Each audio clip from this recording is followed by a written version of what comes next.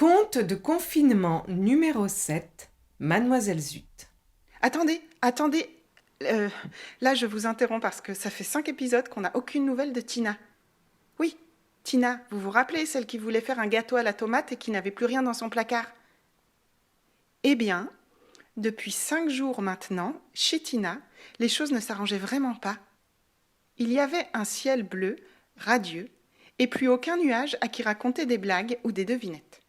Et son estomac avait tellement gargouillé de ne pas pouvoir manger de gâteau à la tomate qu'elle était descendue dans son jardin rejoindre son mouton, Bill, et qu'elle s'était mise à faire tout simplement comme lui, c'est-à-dire manger de l'herbe. Manger de l'herbe verte. Bon, de son côté, dans son pavillon, Huguette n'avait aucune nouvelle de sa Fouinette, et ça commençait sérieusement à l'inquiéter. Ben oui, Fouinette. Il venait de lui arriver une drôle d'aventure quand même.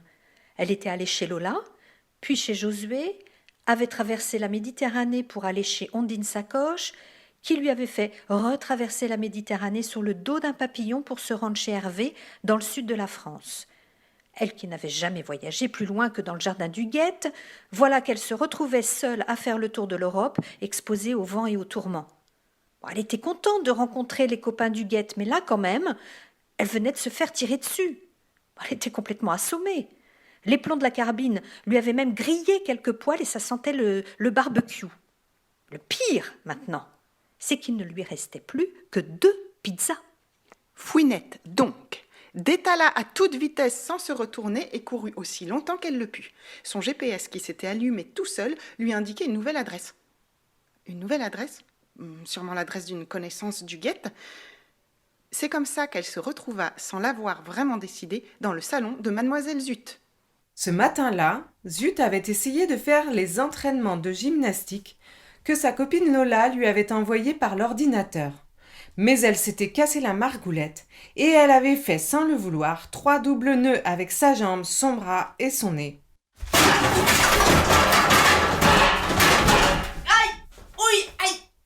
Ouh, ça fait mal ça. Aïe, aïe, aïe, aïe, aïe, aïe, aïe. Au secours! Au secours, sauvez-moi! Superman, Batman, Super Josué, au secours! Je suis tout emmêlée. Aïe, ouille, nom d'un petit pou! À cet instant, quelque chose arriva sur Mademoiselle Zut à la vitesse de l'éclair, fit 10 tours dans un sens et 10 tours dans l'autre, et la libéra en moins de temps qu'il ne lui fallut pour comprendre ce qui lui arrivait.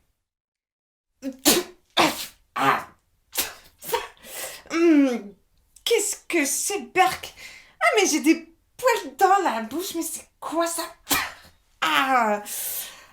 Mais qui porte encore des poils? C'est plus du tout à la mode, ça.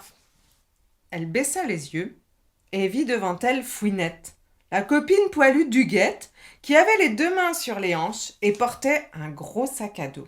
« Ah ben ça alors! Ah, Fouinette! Ben c'est sympa de te voir! Qu'est-ce que tu fais là? » Fouinette commença à lui résumer la situation.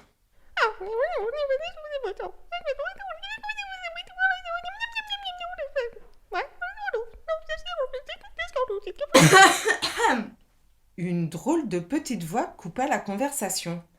Ça va, je ne vous dérange pas. Je peux parler, oui.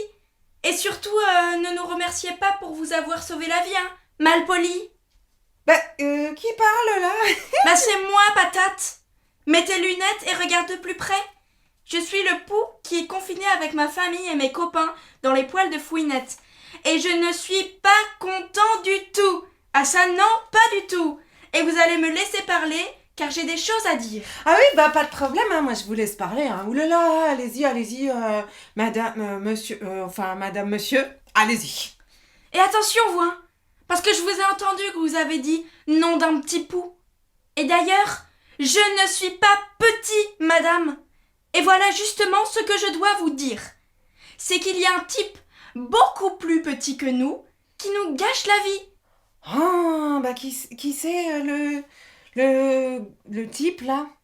Ce type-là s'appelle JP49, madame. Et c'est à cause de lui que notre vie est devenue un enfer. Oui, je dis bien, un enfer. D'abord, On est au moins 200 à être confinés dans les poils de cette Fouinette depuis 3 semaines. Mais je ne sais pas si vous pouvez imaginer à quel point on est serré là-dedans. Mais c'est pas ça le plus grave, madame. Le plus grave, c'est que ce type minuscule comme une crotte de nez invisible, ce JP49, il nous a piqué la vedette, figurez-vous. Et oui, madame, car d'habitude, c'est nous les vedettes de la saison. Ce Pou avait vraiment l'air très prétentieux. D'habitude, on parle de nous partout, vous savez. Dans toutes les maisons, toutes les écoles, on fait le buzz. On nous voit partout sur des grandes affiches dans les pharmacies, les monoprix et même à la télé, figurez-vous. Car on était stars, vous voyez. Dans tous les magasins, il y a des rayons entiers de produits de beauté créés spécialement pour nous. Car on est le top of the top. Les chouchous des cheveux frisés, bouclés, crépus, joufflus, blonds, bruns, roux, choux, cailloux, genoux, poux. Bien des enfants s'ennuieraient sans nous. Nous sommes leurs amis les plus fidèles. C'est beau ça, hein? Ah ouais, c'est beau. L'amour. Moi aussi, j'adore l'amour. L'amour qui vient sur la colline se couvre ma princesse dorée à moi. Pardon. Je me suis laissée. Allez-y. Mais il reprit de plus belle. Mais maintenant, de qui on parle, hein? Partout, JP49. Et nous alors? Qui parle de nous? On était là avant. Bref, ce type est un imposteur, madame. Et je demande aujourd'hui qu'on le réduise en bouillie, qu'on l'atomise, qu'on le gribouillise, qu'on l'électrofourche définitivement. Et il va falloir dégrouiller pour trouver une solution. Parce que nous, on a des pizzas à livrer. Qu'est-ce que vous pouvez faire pour nous? Paraît que vous êtes une sorte de super-héroïne, mais vu dans quel état on vous a trouvé, je commence à avoir des doutes. Ah si, moi je suis hyper forte. Hein. Alors attention, hein. Je vous assure, je vais m'en occuper du JPK 23, 60, bref, de votre JP là. Je fais des kamawashi, des rachamashi, des hu, sha, pa, cha. Y'a qu'à venir, je vais m'en occuper de celui-là. Je vais l'atomiser sur place.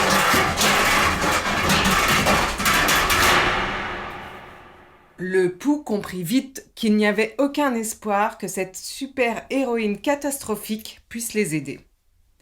Mais Mademoiselle Zut, qui aimait l'amour et voulait vraiment faire quelque chose pour aider ce Pou et tous les autres, réfléchit. Oui, comme elle pouvait, hein, parce que elle avait un tout petit cerveau puisque son cœur avait pris toute la place. Donc, après 1 à 2 heures de réflexion, elle finit par dire « Attends, j'ai une idée. J'ai une idée. Je vais écrire une lettre à mon copain, à Geoffroy là. Il est très très fort pour parler aux animaux. Il parle aux cerfs là, les cerfs, les dindons, les moustiques quoi, tous les trucs là, les trucs qui marchent avec des pattes et des poils et tout, et les mains, bref, qui bavent et bon, bref. Ah, je suis sûre, hein, il va pouvoir aller discuter avec le JP49 et il va trouver un arrangement avec lui pour qu'il se fasse oublier. Hé! Comme ça, vous pourrez à nouveau sauter d'une tête à l'autre sans risquer de vous rompre le pouls. Le pouls! T'as compris? Se rompre... Non, t'as pas compris. Bref, le Pou ne comprit pas la blague car il n'avait point de cou, bien sûr. Bon, je vais écrire à Geoffroy, je m'en occupe, comptez sur moi. Sinon, pour la livraison des pizzas, je peux vous prêter ma trottinette, hein, si vous voulez. Le Pou la remercia, mais déclina le prêt de la trottinette, car avec les 4 pattes de Fouinette et leurs 1600 pattes aux 200 poux qu'ils étaient, ils iraient beaucoup plus vite et ne risquaient pas la panne de batterie. Viens mon petit Pou, dans mes bras, dans mes jolis poils, tu habiteras. La la la la